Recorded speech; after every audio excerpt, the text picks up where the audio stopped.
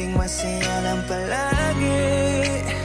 Puro lang pagmamahalan sa atin ay nangyayari. Subalit ang lahat ng tamis ay may kapalit na kalungkutan. Di inasahan na ilalayo ka ng kapalaran.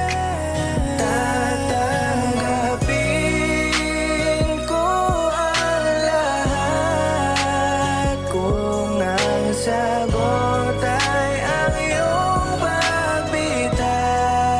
Nais kong makitang ika'y masaya. Hindi man ako ang maging dahilan. Mahal, paalam na. Nakatingin na mula sa malayo, minamasdan ko ang iyong mga